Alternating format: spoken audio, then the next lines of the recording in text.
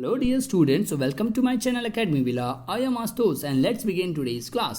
So आज की जो क्लास है उसमें हम क्लास 10th की पोइट्री सेक्शन का जो लास्ट चैप्टर है जिसका नाम है मार्था, उसके बारे में पढ़ेंगे। तो इस पोएम को लिखने वाली जो है लेखक है ना, जो लिखने वाले जो लेखक है उनका नाम है वॉल्टर डे ला मारे, है ना। वॉल्टर डे ला मारे ने इस कविता को लिखा है जिसका नाम है मार्था।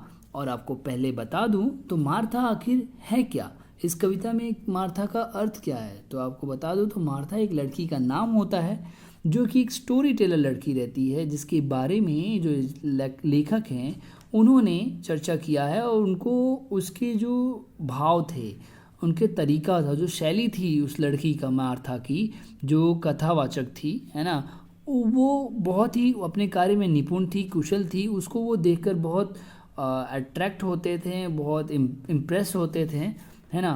तो उस चीज़ को उन्होंने कविता के रूप में दिखाया है और वो कैसे उनकी कहानियों में वो खो जाया करते थे, बच्चे भी खो जाया करते थे, उनकी शैली ही ऐसी थी मार्था की। तो उसके बारे में हम जानेंगे।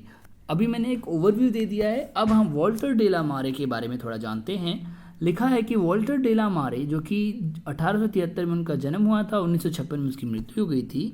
तो a modern poet was quite different from the other poets of his age, यानी कि एक तरीके से ये मॉडर्न पोइट थे, है ना, एक आधुनिक कवि थे और अपने युग के अन्य कवियों से बिल्कुल अलग थे ना।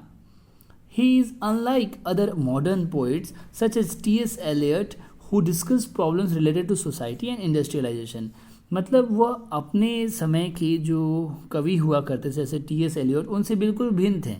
जैसे कि T.S. Eliot जो थे वो अक्सर डिस्कस किए जाते थे समाज और जो औद्योगिकरण है उसके रिलेटेड जो भी प्रॉब्लम्स होती थी उसके रिगार्डिंग वो डिस्कस किया करते थे T.S. Eliot। लेकिन ही इज़ अनलाइक, है ना, वह दूसरे आधुनिक कवियों जैसे कि T.S. Eliot के जैसे नहीं थे। अब बोला जा रहा है कि वॉल्टर डे ला मारे is all together different from them, यानी कि फिर से वही बात बोली जा रही है कि वॉल्टर डे ला मारे जो थे उनसे पूरे तरीके से अलग थे। Like a conjurer he creates an atmosphere of mystery, यानी कि एक जादूगर की तरह उन्होंने रहस्य का एक परिवेश बना दिया था, एक एटमॉस्फेयर बना दिया था। Where experience is like a dream like reality, जहाँ पे अनुभव जो थी ना, अनुभव वास्तविकता के सपने जैसा हुआ करता था। Among his poems the listener, the scarecrow and Arabia are worth mentioning.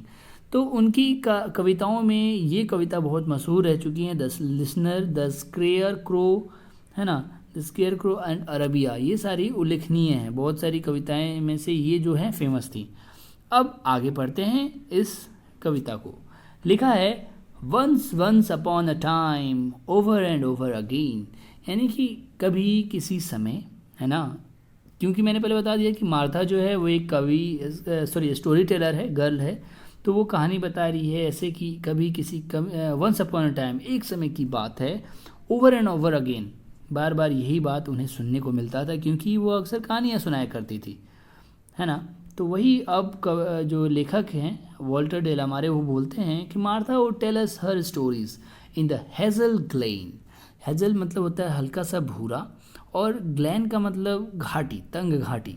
तो बोला जा रहा है कि मार्था वो टेल अस हर स्टोरीज, यानी कि मार्था जो थी हमें अपनी कहानियाँ सुनाया करती थी इन द हेजल ग्रेल, हल्की भूरी तंग घाटियों में ये कहानियाँ सुनाया करती थी।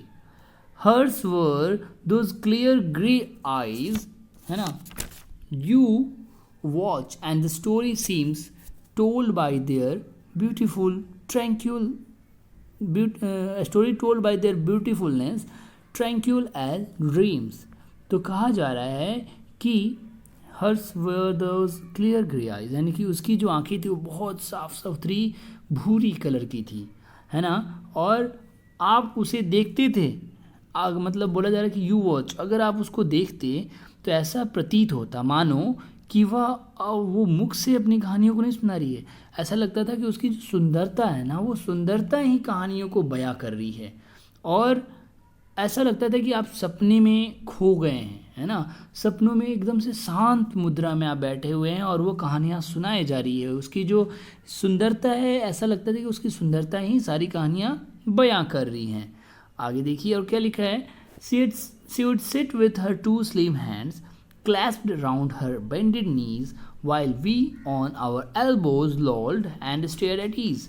तो कहा जा रहा है, ये एक पोजीशन बताया जा रहा है कि वो लोग यानी कि लेखक के साथ साथ, क्योंकि ये बात बता दूं कि जो वो कहानी कहा करती थी उसमें एक श्रोता ये भी हुआ करते थे, वॉल्टर डेलामारे। तो बोला जा रहा है कि she would sit with her two slim, और बताया जा रहा है कि जो मार्था थी वो कैसे बैठा करती थी जब स्टोरी टेलिंग करती थी। तो बैठने का पोजीशन बताता हूँ। जैसे आप अगर घुटनों को मोड़ कर अपने सिर को जैसे आप उसके ऊपर रखते हैं, तो वैसे ही आप अगर अपने घुटनों को मोड़कर बैठे हुए हैं और अपने हाथों से जब उसको दोनों घुटनों को अपने बाहों में भर लेते हैं, तो वो पोजीशन था। वही बोला जा रहा है, क्लैस्ड राउंड हर बेंडेड नीज, जो उसके घुटने मुड़े हुए थे उसको वो पकड़ के जकड़ के हाथों से बैठती थी। वाइल, जबकि हम कैसे बैठे रहते थे, यानी कि जो श्रोता होते थे, जो बच्चे और जो उसमें वॉल्टर डेलामारे भी थे, तो वो लोग कैसे बैठे रहते थे, तो हम अपने केहुनियों के सहारे, केहुनियों को झुकाए हुए और अपने हाथों पे सिर को रखे हुए लेटकर हम उनको आराम से देखते थे और सुनते थे मार्था को। फिर बोला जा रहा है कि her voice and her narrow chin, her grave small lovely head seemed half the meaning of the words she said. तो कहा जा रहा है कि उसकी जो आवाज़ थी, उसकी जो प्यारी सी पतली सी जो ठुड्डी थी, उसका जो मतलब गंभीर छोटा मनोहर सा सिर होता था, हेड था, है ना, इस आधे अर्थ ऐसे मालूम पड़ते थे कि उसने जो भी कुछ कहा है वो सब बयां यही कर रहे हैं। देखिए, कुल मिलाकर कवि जो है वॉल्टर डेलामारे, ये इस स्टोरी टेलर की, है ना, जो मार्था स्टोरी टेलर है, उसकी खूबसूरती को भी बिखेर रहे हैं, खूबसूरती को भी बयां करना चाह रहे हैं, और साथ ही साथ ये भी बताना चाह रहे हैं कि उसकी खूबसूरती ऐसी थी कि वो स्टोरी टेलिंग करते वक्त लोग उससे लुभावित हो जाते थे और साथ ही साथ सारी चीज़ें समझ जाते थे। ऐसा लगता था कि उसके हर एक अंग से कहानी जो है हमें समझ आ रही है। जैसे अभी देखने से पता चला कि उसकी आवाज़, उसकी ठुड्डी, उसका मनोहर सिर, यानी कि उसकी जो रिएक्शंस कह लीजिए, उसके जो एक्सप्रेशंस थे, उसी से सारे कहानी का आधा से अधिक अर्थ जो था हमें समझ आ जाता था। अब देखिए आगे बोला जा रहा है फिर से, वंस अपॉन अ टाइम, यानी कि एक समय की बात है। अब मार्था एक बार फिर से कहानी सुनाती है कि like a dream you dream in the night, fairies and gnomes stole out in the leaf green light. यानी कि एक समय की बात है, किसी समय बिल्कुल आपके सपने की तरह, जैसा आप रात में देखते हैं ना, वैसे ही हुआ। और परियां और जो बौने, नोम्स मतलब बौने होते हैं, ठीक ने, तो परियां और जो बौने थे वो बाहर निकले, है ना, और इन द लीफ ग्रीन लाइट, पत्ते जैसे हरे लाइट की रोशनी में वो लोग बाहर निकले। And her beauty far away would fade as her voice ran on till hazel and summer sun and all were gone. तो बोला जा रहा है कि उसकी जो सुंदरता है, उसकी जो सौंदर्य है, वह बहुत दूर तक जाते जाते मुरझा जाता है। जैसे कि उसकी आवाज़ भी ना दूर तक जाती है, आवाज़ फैलती है, और कब तक फैलती है, टिल हेजल, जब तक वो धुंधली ना आ जाए, और जब तक जो सूरज की रोशनी है चली ना जाए, है ना, सब खत्म ना हो जाए, तब तक वो उसकी जो आवाज़ है वो चलती रहती है। और and her beauty far away would fade, यानी कि उसकी खूबसूरती, क्योंकि वो उसकी खूबसूरती भी सब कुछ बयां कर रही थी ना, तो मतलब बताया जा रहा है कैसे कैसे दिन ढलने लगता है तो उसकी कहानी का एंड होने लगता है, उसके बारे में व्याख्या किया गया है। फिर बोलता है कि all for done and forget and like clouds in the height of the sky our heart stood still in the hush of an age gone by. तो कहा जा रहा है कि सब बीत जाता है, भूल जाते हैं, सभी चीज़ बीतते जाती है, सभी लोग भूलते जाते हैं, और आकाश की ऊंचाइयों में जैसे बादल रहते हैं ना, उसी तरीके से हमारा दिल भी, जैसे मतलब वो चुप रहते हैं, आसमान में जो बादल रहते हैं वो चुप रहते हैं उतनी ऊंचाई पे भी, वैसे ही हमारा दिल जो है अब बैठा जाता है।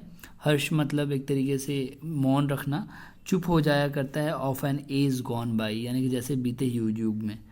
तो कुल मिला के इस कहानी में ये दिखाया गया है कि मार्था जो ऐसे एक कहानीकार है जो कहानियाँ सुनाती है, कि उसकी आंखें, उसका मनोहर चेहरा, उसके शरीर की जो मुद्राएं हैं, आधे से अधिक शब्दों को वही अर्थ बता देती है ना, वही अर्थ बयां कर देती है। और उसकी कहानी इतनी मोहक होती थी कि जब वो शुरू करती थी तो उसके सब दौड़ पड़ते थे और उसका चेहरा गायब सा हो जाता था। जो श्रोता होते थे इस वास्तविक दुनिया को भूल जाते थे और बादलों की तरह आकाश की ऊंचाइयों पर पहुंच जाते थे, है ना। And like clouds in the height of the sky, वैसे वहाँ पे पहुंच जाया करते थे और फिर चुप्पी में स्तब्ध होकर खड़े रह जाते थे। और अंत में जब उसकी आवाज़ रुकती थी तो ऐसा लगता था कि सूर्यास्त का समय हो गया भाई। श्रोताओं को अपना सपना टूटने का अनुभव होता था। समझ पा रहे हैं आप? तो ये ऐसी उसकी कहानी थी, उसकी कहानी बोलने की शैली थी। और इस प्रकार से कवि मार्था को कहानी के अनुभव को मतलब भेंट करता है हमें। तो इस तरीके से ये चैप्टर ख़त्म होता है। आशा करता हूँ को चैप्टर के समरी भी अच्छे से समझ में आई होगी। अगर फिर भी कोई क्वेरी तो मुझे कमेंट सेक्शन में लिख करके पूछें। और वीडियो अच्छी लगी तो लाइक शेयर सब्सक्राइब करना बिल्कुल ना भूलें।